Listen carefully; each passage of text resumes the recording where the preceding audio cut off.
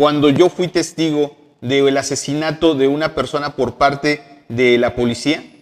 Me dijeron, no vayas porque eso no es tu papel. Y le dije, perdón, pero mi carrera periodística es absolutamente nada si una persona inocente va a la cárcel. Si yo el día de mañana tengo que dedicarme a ser taxista, así lo voy a hacer. Hablamos de Juanita Guerra, pero lo mismo dijimos de Lobo cuando llegó en su motocicleta BMW y su traje BMW a platicar con los comerciantes de la calle Guerrero. Dijimos lo mismo, o sea, cómo puedes tener mucho dinero, qué bueno, pero no te puedes dar el lujo de con familias en situación vulnerable, que todos los días se ganan el pan, que hacen un esfuerzo todos los días por salir adelante, llegues tú con una moto, no recuerdo el precio, pero el traje costaba creo que 25,000 pesos, una cosa así. Esta falla tiene que ver con que las víctimas dicen que reconocen la voz de Israel Vallarta como quien estaba negociando con sus familiares.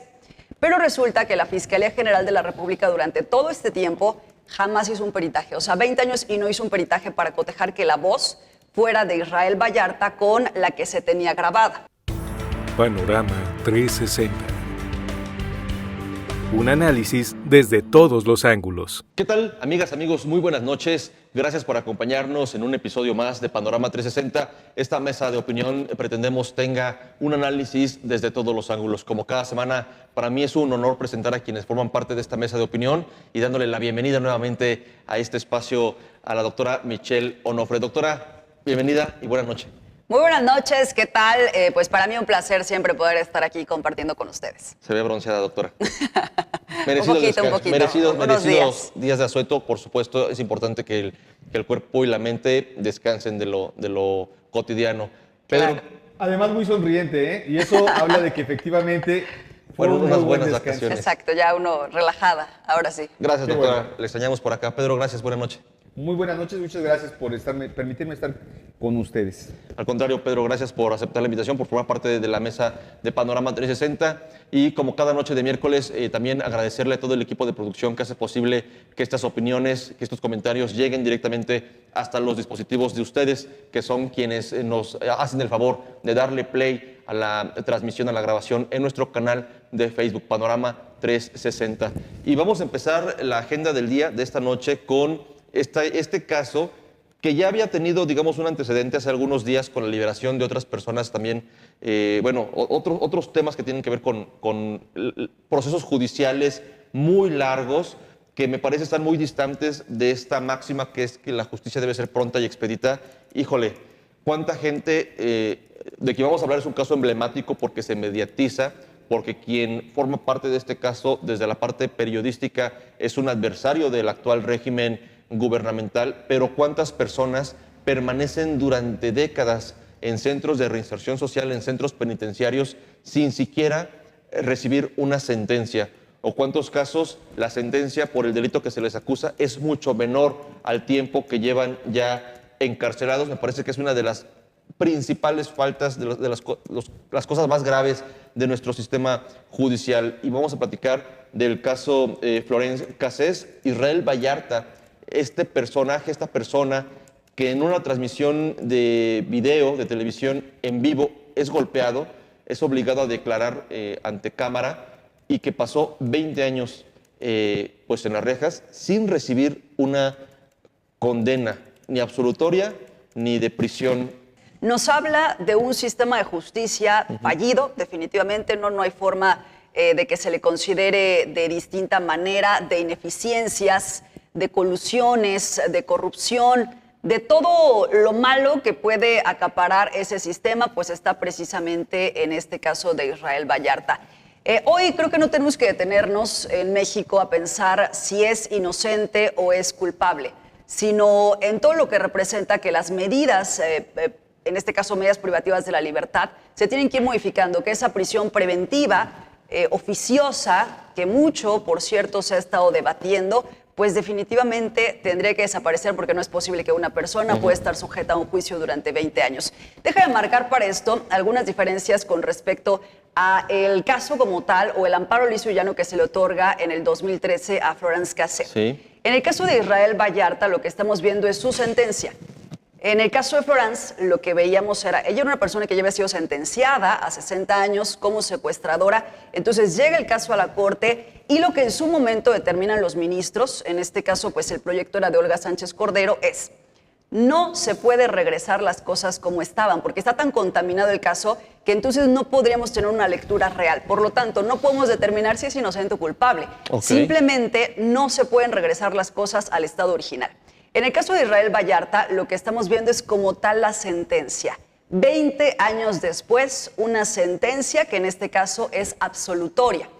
Y fíjate que aquí me puse a revisar precisamente los datos que hasta el momento tenemos, porque pues no como tal la sentencia, en donde ya podamos ver qué es lo que determina esta jueza, sino pues sí algunas de las cosas que hasta el momento sabemos, ¿no? Por ejemplo, una de las cosas que pues se dice, el tema de la retención y el montaje, la retención ilegal, es decir, como Israel Vallarta junto con Florence pues son detenidos un día antes sobre la carretera, ¿no? Él va, de acuerdo con lo que narra, Florence se queda, su taxi deja de funcionar, ella iba a verlo para recoger sus cosas porque ya tiene un departamento en la Ciudad de México, y entonces, pues cuando sale Israel Vallarta dice que ahí lo interceptan, lo empiezan a revisar y bueno, de ahí se los llevan, ¿no? Viene, pues sí, tortura, para que al día siguiente entonces se arme todo este montaje que no voy a entender ahorita en el tema del montaje. Pero entonces, se habla acerca de la retención ilegal, de la tortura, y valora la jueza, ojo, mucho ojo en esto,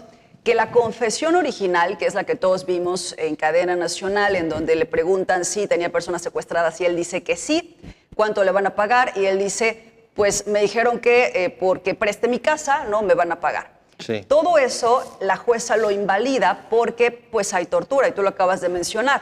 Vimos todos también cómo es lastimado y él mismo pues hace una mueca de dolor, ¿no? Y entonces cuando el reportero le pregunta, él dice, nadie, ¿qué te pasó? ¿Quién te golpeó? Nadie. Bueno, esta es una de las primeras valoraciones que hace la juzgadora. La segunda pues tiene que ver con la ruptura de la cadena de custodia. Esto quiere decir que cuando se llevaron las armas, cuando se llevaron todo lo que había en este rancho de las Chinitas, y después también, ojo, porque se supone que se metieron al departamento de Florence, tan es así que las fotografías que aparecen, según Israel Vallarta, son de aquel departamento, ¿no? Sí. Entonces hay una ruptura de la cadena de custodia, eso también lo valora la juzgadora. Y uno muy importante que tiene que ver con las víctimas, que hay inconsistencias en los testimonios que se presentaron y que incluso, pues las víctimas, hay una falla sustancial. Esta falla tiene que ver con que las víctimas dicen que reconocen la voz de Israel Vallarta como quien estaba negociando con sus familiares. Pero resulta que la Fiscalía General de la República durante todo este tiempo jamás hizo un peritaje. O sea, 20 años y no hizo un peritaje para cotejar que la voz fuera de Israel Vallarta con la que se tenía grabada.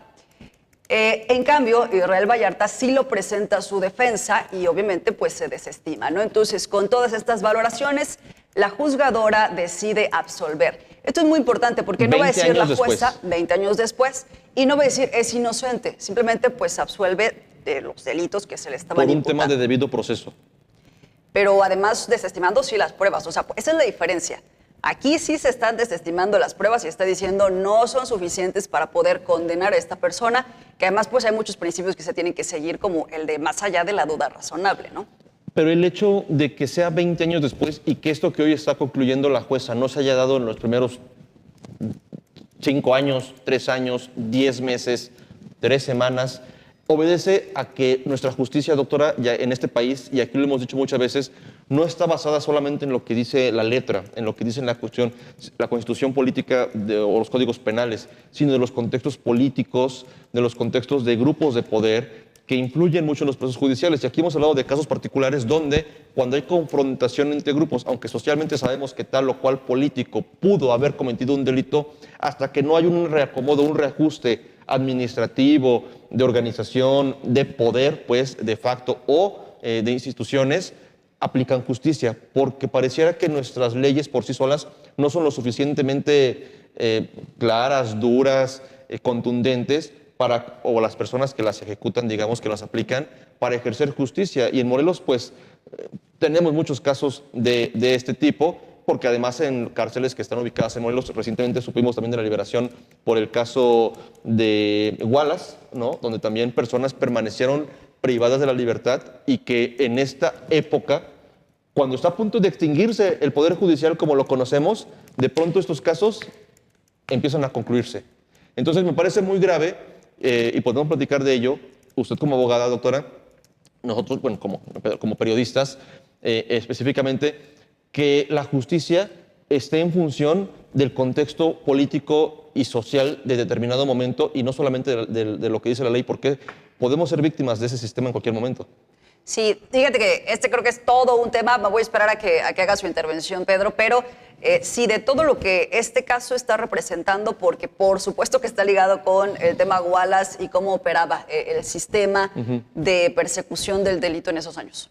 Pedro, ¿qué opinión te merece que 20 años después una persona tan mediáticamente expuesta, acusada de cometer un delito como es el secuestro, que ha sido emblemático para los mexicanos, para los morelenses no se diga, recupere su libertad?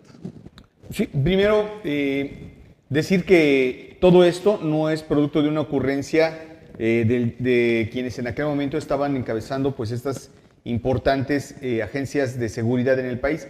Es algo que ocurría regularmente y ante su incapacidad para resolver los casos, lo más fácil era y dar resultados. Era pues detener chivos expiatorios, mandar a gente inocente a la cárcel, dar resultados de forma ficticia, cuando en realidad pues no eran las personas indicadas. Pero esto era muy común ver. Yo recuerdo un caso muy emblemático aquí en la cárcel de Atlacomulco. Anteriormente ahí había una persona que, si no mal recuerdo, había pasado 40 años y de repente cuando empezaron a revisar los casos... Cuando los iban a trasladar, ¿no? Ajá, cuando los iban a trasladar, se dieron cuenta que no había ningún proceso legal en su contra. 40 años estuvo, no sin sentencia, no sin ser, simple y sencillamente, no existía un proceso legal en su contra. 40 años estuvo preso sin un proceso legal. Mira, a mí me llama mucho la atención de lo que está ocurriendo porque en este caso muy puntual de lo que pasó en el Rancho de las Cochinitas, que por cierto está aquí en la carretera México-Cuernavaca, ya a punto de llegar a la Ciudad de México, donde se realiza este operativo, aparece un término que, aunque existía en la ley, muy poco se usaba. Esto que se llama debido proceso. A partir de esta detención y de la exposición mediática que tuvo, aparece este término. Empezamos como a preocuparnos más por lo que representa estos problemas de que las autoridades no atiendan el debido proceso. ¿Y eso a qué se refiere? Derecho a ser informado de los cargos, derecho a una defensa adecuada, prohibición de pruebas obtenidas mediante tortura, juicio imparcial y en tiempo razonable. Eso implica, a grosso modo, seguramente habrá mucho más, que sea lo que represente esta palabra debido proceso, pero en el caso muy puntual de Israel Vallarta, las irregularidades son montaje televisivo, una detención creada por medios como TV Azteca y Televisa, cuyos reporteros han sido sancionados. En el caso de tortura, Vallarta denunció haber sido golpeado y obligado a confesar. Bueno, ante las cámaras lo están golpeando. Le pregunta al reportero quién te golpeó. Pues él tiene que decir que no, porque lo tienen amagado y lo tienen justamente a su lado, tiene a quien lo está agrediendo. Entiendo que lo que se ve o lo que se intuye que se ve es una patada que le da al momento de que lo están entrevistando. La prisión preventiva prolongada y pruebas fabricadas. Voy a hablar de lo que a mí me tocó vivir en aquel momento, y es efectivamente, te presentaban a los reos o a los detenidos y los podías cuestionar. Eso entrevistar, ¿no? Fue considerado en algún momento una irregularidad, pero yo creo que en algún momento sí sirvió como para dar o resolver algunos casos, porque efectivamente la gente los identificaba. Al final de cuentas, bueno, pues la Comisión de Derechos Humanos y diferentes instancias dijeron que esto era un asunto irregular. Entiendo que la entrevista que se hace ahí es a todas luces irregular, porque no hay en específico ningún indicio que indique que son responsables, sino que se estaba viendo un montaje en ese momento. El segundo, que también era muy común, no es solamente en este caso, el montaje. Y era un privilegio que tenían las televisoras en aquel momento, porque aquí en Morelos, específicamente con Agustín Montiel, a mí me tocó ver varios montajes. Vamos a hacer una pausa. Estamos transmitiendo, recuerden que también a través de 98.1 Super en FM, gracias a nuestros amigos periodistas, conductores del espacio noticioso, noticiero de todos los días, Pepe Montes y Jaime Luis Brito, por este espacio también que se nos da los miércoles para transmitir la mesa de opinión. Vamos a hacer esta pausa y regresamos en breve con este tema, me parece, de los montajes que es muy importante. Iba a decir que se hacía o que se sigue realizando. Regresamos en breve. Panorama 360. Un análisis desde todos los ángulos. Ya estamos de vuelta, gracias por continuar con nosotros en Panorama 360. Estamos platicando de este caso Florence Cassés, de la liberación de Israel Vallarta y de todo lo que implica en términos del sistema judicial, pero también de la parte periodística y mediática, que ya pasaremos a ella. Doctora, esta forma de hacer justicia o de aparentar hacer justicia o de aparentar resultados es una práctica que distinguió un momento histórico administrativo de nuestro país. Muy oscuro, sin duda. Fíjate que este caso, que es el de Israel Vallarta, yo creo que muchas personas se preguntarán, bueno, pero ¿por qué se habría dado toda esta fabricación y demás, no? Está absolutamente ligado, pues, al hermano de Florence, Sebastián Cassés, en donde pues él tenía negocios con el empresario Margolis, que seguramente pues ya muchas personas lo han empezado a escuchar. No es cualquier empresario en nuestro país, está documentado incluso en algunos artículos científicos de la UNAM, cómo pues ha diversificado sus negocios, ¿no? Cómo puede tener negocios absolutamente diferentes entre sí, pero que además pues ha estado inmerso en el Consejo Nacional de Seguridad.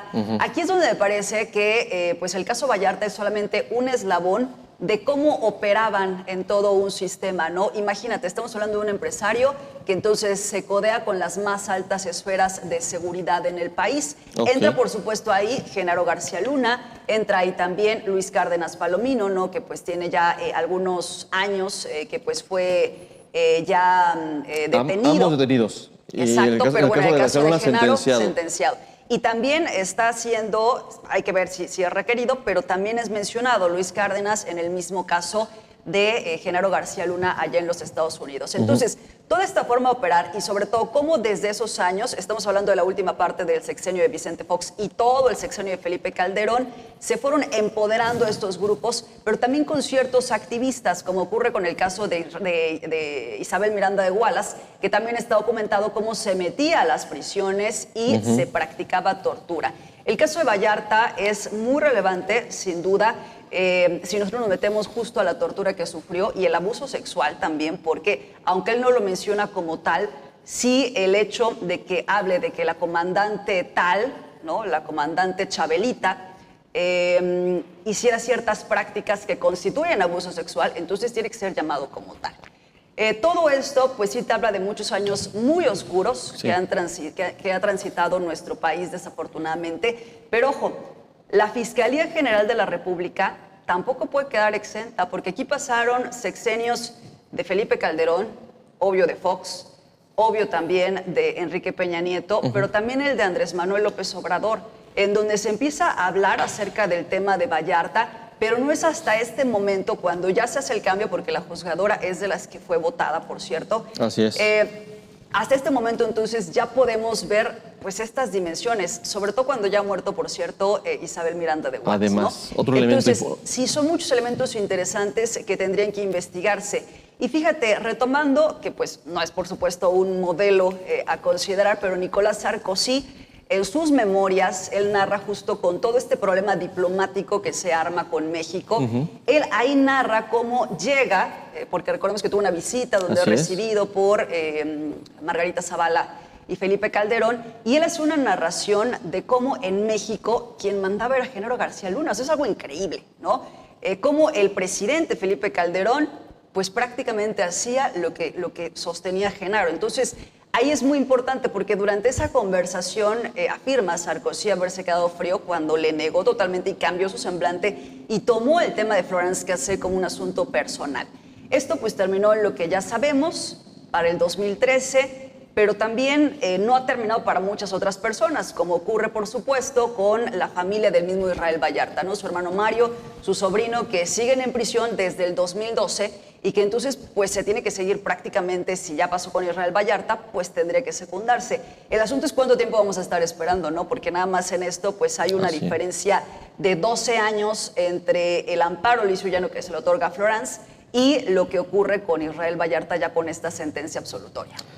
¿Coincide, doctora? ¿Y cuál es el papel de los medios de comunicación en el sostén de una estrategia tan mediática como lo fue la de Genaro García Luna y sus colaboradores?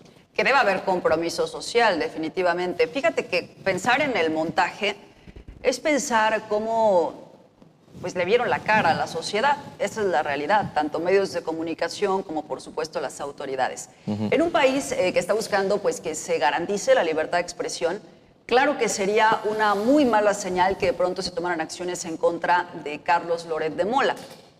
Sin embargo, creo que sí tenemos que cuestionarnos, pues, ¿en dónde queda ese compromiso? ¿No? O sea, Loret de Mola no es culpable de que Israel Vallarta se haya quedado 20 años ahí, no es culpable de que se le hayan fabricado, probablemente, según lo que cita la juzgadora, que desestima las pruebas, delitos.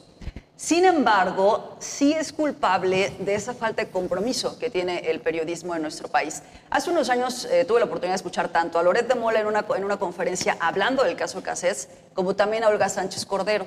El primero dice, es que de lo único que a mí me pueden acusar, pues sí, es de no haber tenido el suficiente rigor periodístico para haber comprobado que pues eso estaba pasando en ese momento. Es decir, hasta el momento, pues él no acepta saber que se trataba de un montaje.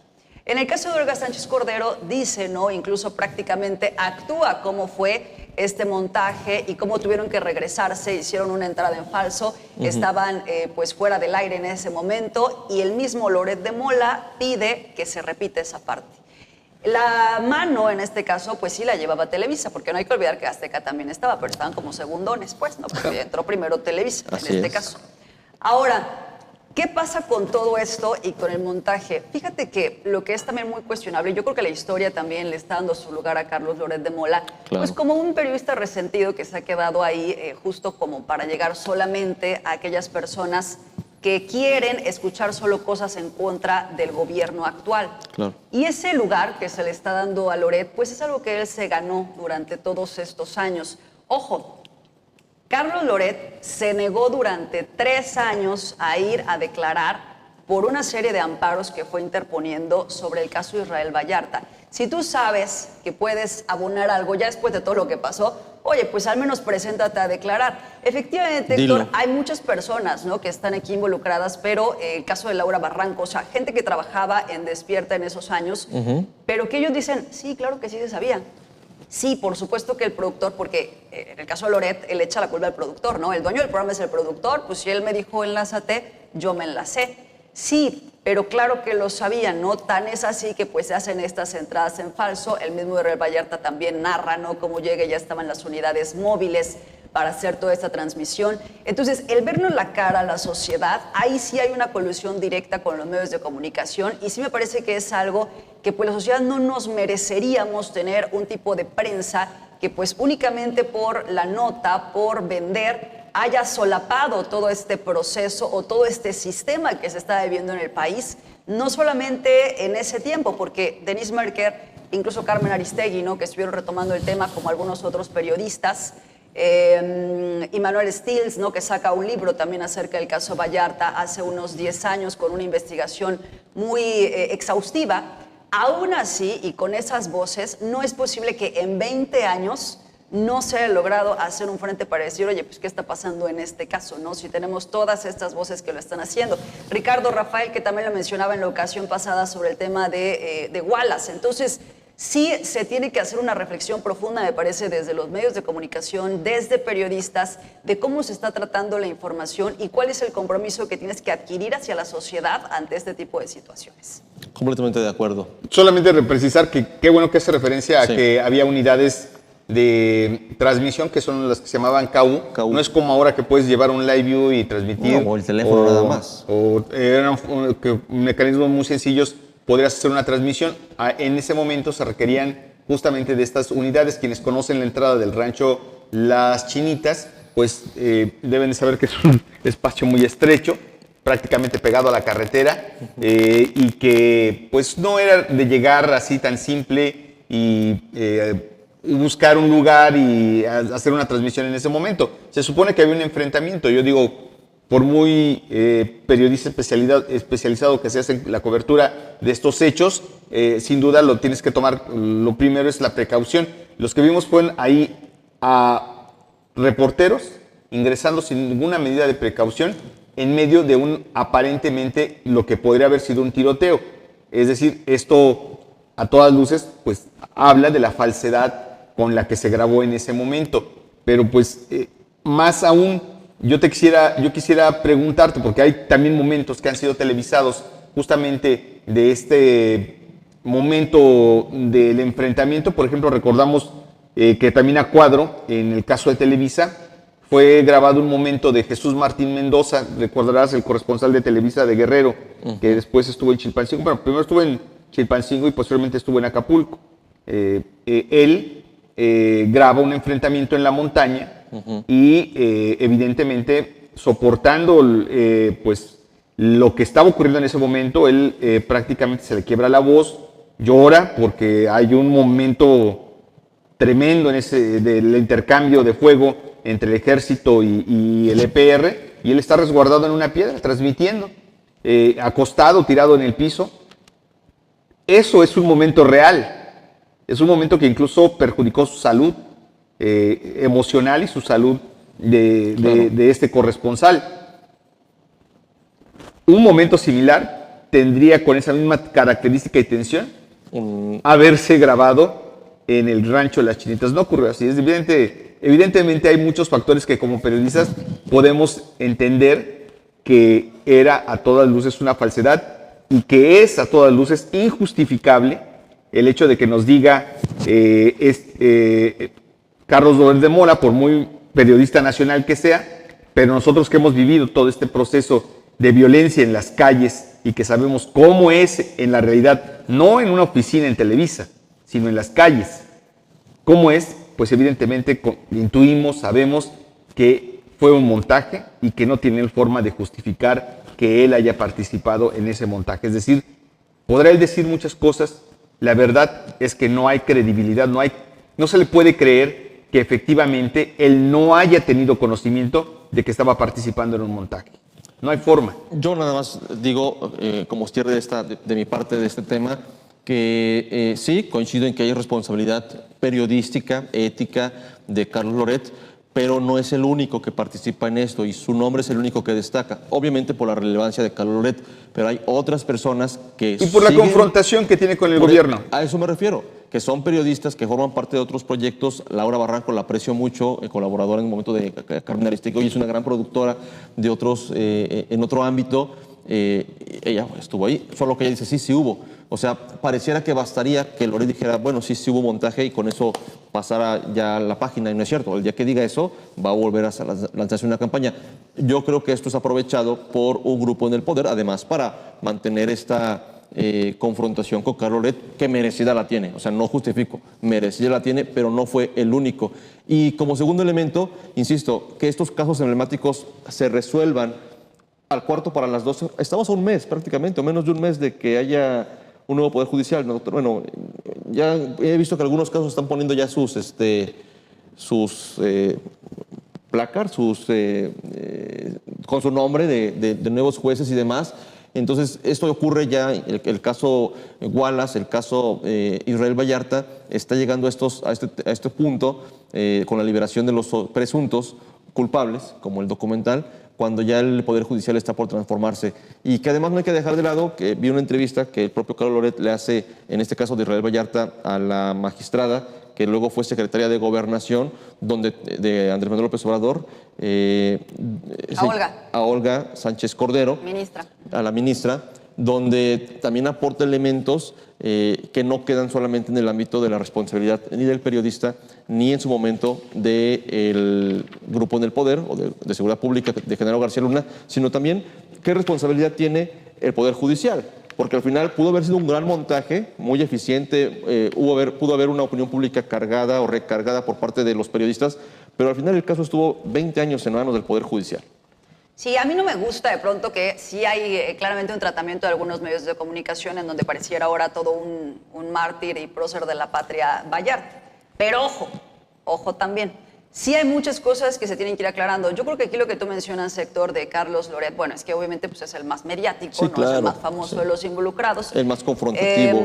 Pero además, esto creo que no se debe olvidar. O sea, el que tú te niegues a ir al juzgado a declarar cuando hay personas encarceladas y tú sabes que podrías abonar algo, Claro. eso te hace una persona que hay que poner a un ladito de todos los demás que sí fueron. ¿Sabes Que qué? en tus ¿Sabes qué es lo manos que me esté dijeron a mí, compañeros, incluso y no lo hagas? corresponsales aquí en Morelos, cuando yo fui testigo del asesinato de una persona por parte de la policía? Me dijeron, no vayas porque eso no es tu papel. Y le dije, perdón, pero mi carrera periodística es absolutamente nada si una persona inocente va a la cárcel. Si yo el día de mañana tengo que dedicarme a ser taxista, así lo voy a hacer. Pero no puedo permitir que, si sea yo periodista, o sea un ciudadano cualquiera, vi cuando le dispararon del lado de la policía a un ciudadano en Tlanepantla y él murió, no llegar ante la autoridad y decirles, lo que yo vi fue que le dispararon de un grupo de policías a un ciudadano. Cuando acudí al juzgado a hacer esta declaración, pues muchos dijeron, no, es que eso no es el papel de un periodista. No, sí. Podrá no ser de periodista, es de un ciudadano Exacto. De un ser humano. y de un ser humano. En un marco No legal. permitir que un inocente pague por la culpa, por algo que no hizo. Entonces yo creo que, independientemente de que, como lo dices bien, sea responsable o no, lo que vaya a declarar, el hecho que haya sido citado y durante 3 años se haya negado a hacerlo, me parece que es nefasto tener una conducta de esa naturaleza. Lo éticamente correcto es, vi esto, vas y lo declaras. Podrá no gustarle a muchos, pero vas y declaras lo que viste. Yo creo que la página, doctora, no está aún pasada en este tema. Y hay un reto que lanza Israel Vallarta a Carlos Loret, vamos a platicar. Sí, habrá que ver, porque justo si mencionas, yo no he visto esa entrevista de Olga con Loret, pero si se ha abordado, pues entonces sí sería Es en tema. algún momento interesante Fue ver tema. entre Carlos Loret y el mismo Israel Vallarta, ¿no? Fíjate que el caso yo creo que no tiene que terminar ahí, como decía, pues este es como uno de los eslabones, pero hay muchos que pues todavía se les tendría que seguir la pista, que están, pues que forman parte de los policías que estaban en ese momento y que siguen estando en el servicio público, ¿no? Entre los que se mencionan, Israel Zaragoza estaba en esa AFI, es uno de los que está señalados y que pues hoy está en el C5 de Hidalgo, por ejemplo, ¿no? Francisco Javier Garza, director de operaciones especiales, y pues también ha llegado con esos operativos. Entonces, no tiene que quedar ahí, definitivamente, independiente de los que todavía se encuentran en la cárcel y que pues tendrán que tener en algún momento una sentencia, con todos los que en ese momento pues estaban operando de esta forma, ¿no? Que parece sí un modus operandi reiterado, sistemático por parte de esa administración, tanto de Felipe Calderón, de Vicente Fox y muy probablemente también en un primer momento de Enrique Peña Nieto. Pero mientras Pedro decía y hablábamos de personas privilegiadas y demás, vamos a tocar el segundo tema, doctora. No sé si usted lo tenga presente, esta actitud de la senadora Juanita Guerra, del Partido Verde Ecologista de México, allá en el oriente del estado, que ha sido protagonista de diversos temas y coberturas periodísticas. Unas tienen que ver con denuncias por violencia política de género, pero la más reciente, hace una semana, circuló un video donde se ve a la senadora Juanita Guerra del Partido Verde y a su hermana Anita Sánchez Guerra, regidora del Ayuntamiento de Cuautla, quien también ha sido protagonista de algunos videos donde hay confrontación, incluso con colegas periodistas de aquella región. Pero este video del que les hablo es un enfrentamiento verbal y en un momento de empujones con comerciantes ambulantes del centro histórico de Cuautla. Hicimos una cobertura de una manifestación de comerciantes en contra de la senadora y bueno, la acusan de estarles hostigando constantemente, de tener en su mente un proyecto de reubicación del comercio ambulante de Cuautla, el cual, pues, de acuerdo con lo dicho por los comerciantes, no ha sido socializado. Simplemente denuncian que la senadora les dice que se tienen que quitar. y que esta confrontación que vimos en video la semana pasada fue producto, lo señalan los comerciantes, de que fue grosera, prepotente y que incluso escupió a una de las comerciantes y que ahí vino esta confrontación con ella. Y cuestionan finalmente que la senadora y su hermana cuenten con seguridad especial otorgada por parte del Estado mexicano a través de guardias nacionales, mientras que particularmente en el oriente del estado y en Cuautla, no se diga, las y los comerciantes padecen una serie de delitos constantemente. Y hay que decir además en este contexto que el Partido Verde es un aliado de la Cuarta Transformación, que Juanita Guerra forma parte de esta Cuarta Transformación en el estado de Morelos y que lo hemos dicho en otras ocasiones, me parece que poco abona al discurso y al plan de trabajo que tiene un movimiento como la 4T, como Morena y sus aliados, con esta actitud.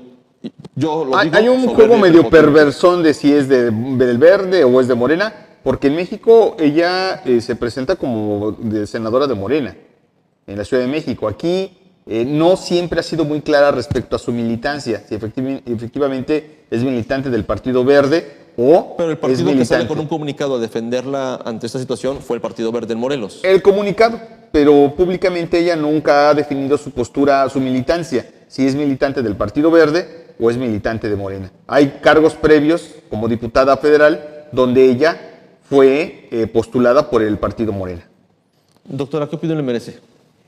Oye, primero fíjate que haciendo como la investigación de a ver qué está pasando con la senadora Juanita Guerra, cuando googleé a la senadora, me llama la atención que pues las primeras cosas que salen o las cosas más relevantes que salen, pues no son cosas de trabajo, ¿no? Así es. Es una, hace un mes, un poco más, no sé, el tema de que se haya declarado violencia política en razón de género en contra de Cuauhtémoc Blanco, ¿no? Correcto. Por el tema del desfile en donde se supone que le había invitado, pero después no dejó que estuviera en la parte principal y que, bueno, pues En el había dado ahí templete. una discriminación, ¿no? Y entonces se resuelve en ese sentido. No, sí le permitieron que estuviera en el templete, lo que no le permitían es que estuviera en una línea donde iba a estar, entiendo que los invitados especiales y personas, digamos, que estaban involucradas en la organización del evento de este día. Ella, junto con otros diputados federales y otros senadores, tendría que estar en una segunda fila, y eso es lo que ella no toleró.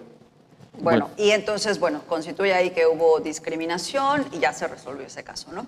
El segundo, pues, es este enfrentamiento que ocurrió en Cuautla con los comerciantes, ¿no? Y ahí, pues, me parece lamentable, definitivamente, ¿no? La forma de actuar, porque, pues, no puede ser que una persona te saque de quicio a tal grado que, pues, tú respondas a golpes, porque ahí están los videos, que de hecho se hace una nota a nivel nacional, Sí. Esta de la senadora, ¿no? Quisiera hacer una lectura muy rápida de acuerdo con cosas que he ido platicando sobre la senadora, porque efectivamente, ¿por qué se corre hacia el Partido Verde Ecologista? Y hay quienes apuntan que esto está ocurriendo, pues más bien para perfilarse rumbo a la gubernatura del Estado, ¿no? Pensando cómo, uno, en estar al frente del Partido Verde, lo cual entiendo que pues es prácticamente un hecho. Y segundo, pues con las negociaciones que a nivel nacional se tienen que tener entre Morena y el Partido Verde, porque hasta el momento solamente Para le la ha tocado, distribución de las digamos, gubernaturas. Chiapas, pero que en su momento tendría que tocar también Morelos, por ejemplo, para el próximo sexenio, ¿no? Ok. Esta imagen en donde ella pues golpea, porque no responde, sí, ella golpea, ¿no? Me parece que pues será recordada en los próximos años siempre que ella intente hacer alguna otra cosa. El costo es muy alto por haber perdido los estribos en un momento particular, que donde no era necesario. No es la primera vez que Pues, lo que ocurre. imagínate. Hay videos en donde no se habían hecho mediáticos, donde llega y corre una familia. En Cuautla, para ponerlo en contexto, la gente cada vez que va a haber desfile, para la sociedad de Cuautla son muy importantes los desfiles. Tan es así que yo no he visto desfiles más bonitos en el estado que los de Cuautla. No tienen, pero en la más mínima comparación con la... Es el magno evento en materia Perdón de desfiles. que lo diga en estos términos, con la porquería de desfiles que se hacen en Cuernavaca. La verdad, o sea, los que se hacen en Cuautla son monumentales, son espectaculares. Entonces, Hasta aviones trae, ¿no? no, unas cosas maravillosas, la cantidad de bandas de las escuelas que participan, en fin, es muy bonito los desfiles. La gente acostumbra a sacar sillas y rentarlas. Hay familias que ya se dedican a eso, sacan 200, 300 sillas y las rentan cuando llega la gente les cobran 10 pesos, 20 pesos por una silla y pueden ver el desfile desde la comodidad de estar sentados. Se le ocurre a esta familia, ya cerrada la calle, colocar sillas frente a un negocio de las hermanas Juanita y Anita Guerra. Juanita llega en la madrugada acompañada de su hermana menor y empieza a patear las sillas. Dice, de aquí se me mueven. Y con palabras... ¿Eso está en video? Está en video, con palabras de muertos de hambre y expresiones de humillación hacia los ciudadanos, hacia esta familia. Bueno, pues simple y sencillamente así están acostumbradas a comportarse. Ahí está ese video que no se hace público porque se trata de una confrontación con una familia. ¿Dónde no se dejan?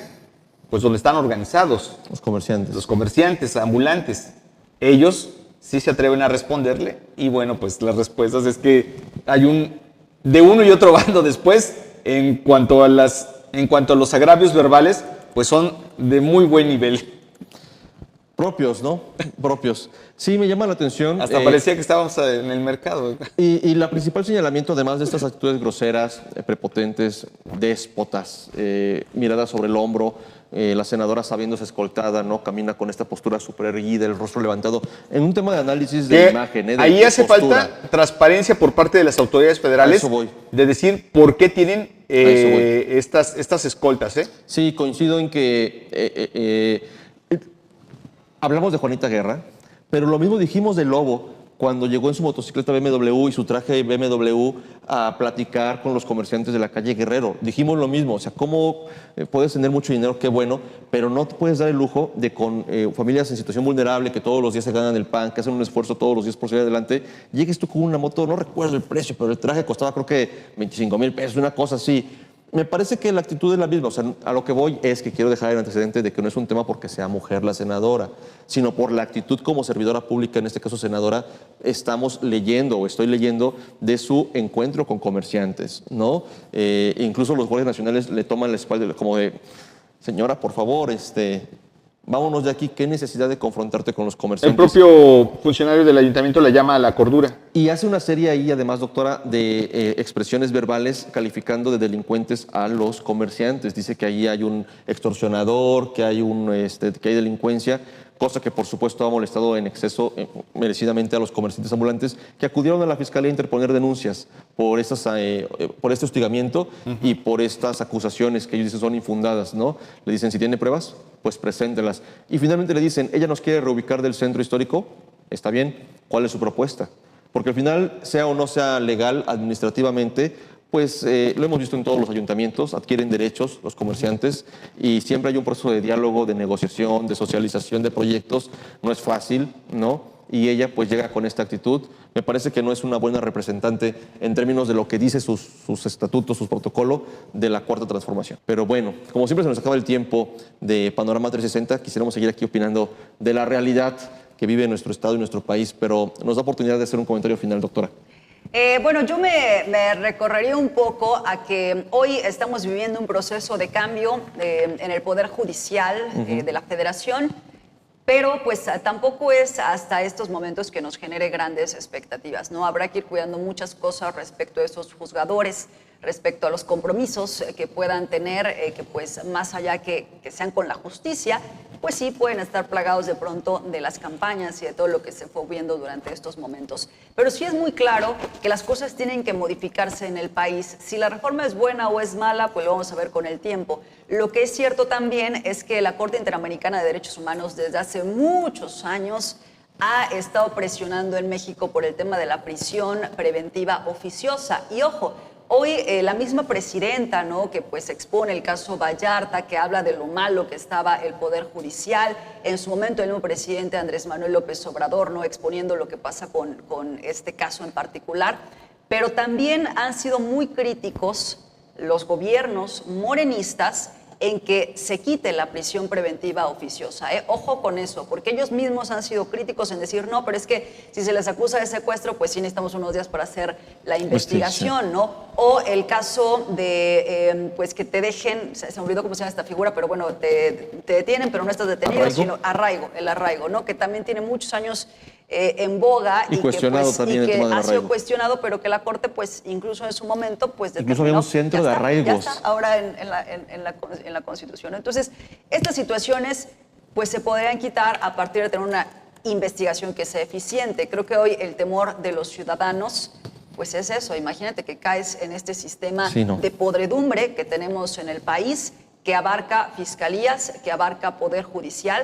No, pues imagínate, ¿no? ¿Cómo confiar entonces en tu policía? Es un grado importante de indefensión en el que nos podemos vernos envueltos en una situación Todos. así, cualquiera. Y Pedro, gente con poder y dinero que puede incluso llevarte a estos problemas. Decíamos hace poco, hay personas como la síndica y las regidoras de Temisco que están exigiendo justicia porque se les está impidiendo justamente en razón de género el ejercicio de sus cargos públicos.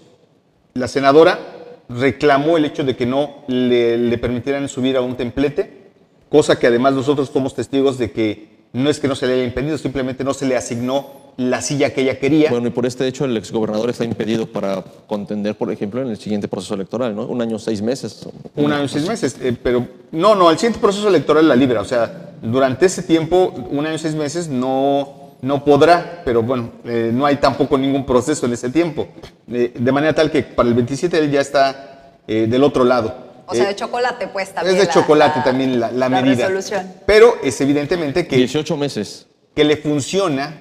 1 año y medio. Sí, entonces sí llega, sin evidentemente problema. que le funciona a la senadora hacer presión a este tipo de autoridades. Insisto, hay en fila un asunto que sí es grave y este otro asunto donde además ella montó su propio templete, se fue a su templete y ahí fue la reina de la primavera en ese templete, o sea, no hubo ningún problema. Sí. Pero las autoridades no están, me parece que funcionando en una equidad o en una igualdad de circunstancias o priorizar lo que es verdaderamente urgente de lo que no requiere de verdad ni siquiera que las autoridades lo tomen en cuenta y que les quita tiempo. Es este caso, y cuando te ves inmerso con una persona con poder y con dinero, pues es bastante complicado. ¿Qué es lo que ocurre actualmente y lo que está ocurriendo en Cuautla en el caso de la senadora y de la regidora, que ya tienen antecedentes, insisto, de ser prepotentes y de pues gozar de privilegios con la justicia, de ir acompañadas todo tiempo de la Guardia Nacional, sin que hasta el día de hoy las autoridades federales nos digan por qué tiene esas guardias federales a su cargo. Coincido, una explicación por parte de la autoridad no caería nada mal. Doctora, muchas gracias. Gracias, un gusto como siempre estar con ustedes. Gracias, doctora. Pedro, muchas gracias. Muchísimas gracias. Y gracias, por supuesto, también a todo el equipo de producción. Gracias, sobre todo, a ustedes que hacen posible que esta emisión se reproduzca directamente en sus dispositivos cada noche de miércoles, Panorama 360. Ha sido un verdadero placer compartir esta mesa de opinión con mis colegas, compañeros y amigos. Y, pues, por supuesto, si todo sale bien, nos escuchamos y nos vemos la próxima semana en otra emisión de Panorama 360. Panorama 360. Un análisis desde todos los ángulos.